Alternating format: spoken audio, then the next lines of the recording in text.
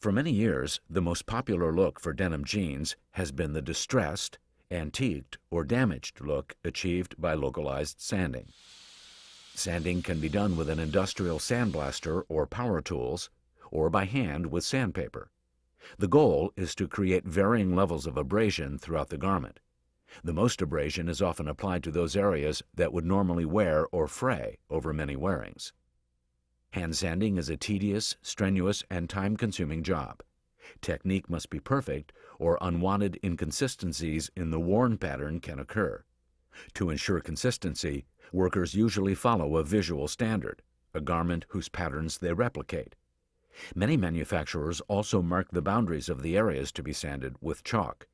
The boundaries may be either stenciled on or measured. To hand sand a garment, workers use the same types of tools used by carpenters, body shop workers, and other industrial technicians. A common sanding tool is the sanding block or palm sander, which is often homemade to fit a particular employee's preferences. To prepare for hand sanding, sandpaper is placed on the sanding block. Sandpaper comes in different grits, or number of sanding points per square inch, which ranges from 100 to 600. The higher the grit number, the finer the sandpaper, and the less aggressive the sanding. The lower the number, the coarser the sandpaper, and the greater its sanding capabilities. Let's take a look at some hand sanding. This worker is sanding the right hip pocket area. Notice the dust mask he's wearing. Hand sanding generates both fiber and grit dust, so operators must wear masks. Frequent cleaning of the sanding area is also important. Now he's sanding under the hip pocket of the right pant leg, touching up the hard-to-reach areas around the pocket and the inside of the leg. He has already sanded the front of the pants, as well as the upper thigh. You may have noticed that in both cases, the operators are sanding jeans placed on a pneumatic or inflatable mannequin. This helps keep the jeans expanded and unwrinkled and makes it easier to accurately reproduce the desired look. The pants are loaded onto the deflated mannequin legs, and the legs are inflated. Once sanding is complete, the legs are deflated again for easy pant removal. Inflatable mannequins can be made for either vertical or horizontal operation. Some operators find horizontal mannequins easier to work with since they don't have to stretch to reach the upper part of the jeans.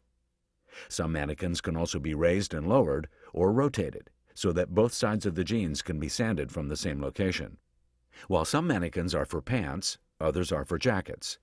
Still others can be converted for use with either pants or jackets. Such quick-change mannequins offer great flexibility for sanding, permanganate brushing, or laser techniques. While most hand sanding is done on mannequins, accent sanding on many premium styles is done on a narrow workbench or flat table.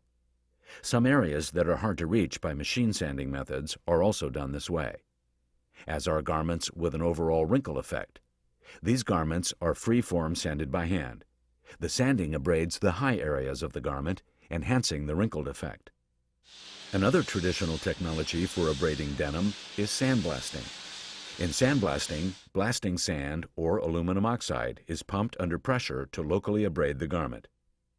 The stream of sand can cover a range of areas from wide to pinpoint.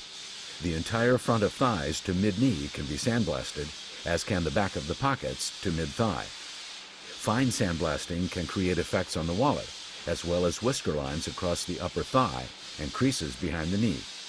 Whiskering often uses templates to ensure that the sandblasting is correctly placed. Sandblasting can also be applied in different degrees. For example, the entire jean can be lightly sanded, while specific areas can be heavily sanded. The greatest advantage of sandblasting over hand sanding is speed. This is true whether the area to be abraded is small or large. Sandblasting also has some disadvantages, including inconsistent effects, greater messiness, and the danger of wearing out the fabric if the sandblasting is not properly done. Perhaps the greatest disadvantage to sandblasting is the protective garments and breathing apparatus sandblasting workers must wear. The protective garments can be hot and uncomfortable, and the mask makes it hard to see. To precisely abrade specific areas of denim garments, power tools are often used. Here, a worker sands the bottom edge of a pant cuff with a rotary sander designed for conventional grinding, but converted for denim finishing. The high-speed sanding drum is ideal for heavily sanding various edges of a garment, such as the cuff, top of waistband, and edge of the fly. Some cuff grinders have only a small slit through which the abrasive wheel touches the cuff. This allows for even more precise abrasion. Some garment areas are too small or hard to reach with a rotary grinder. These areas can be abraded with a Dremel-type grinder.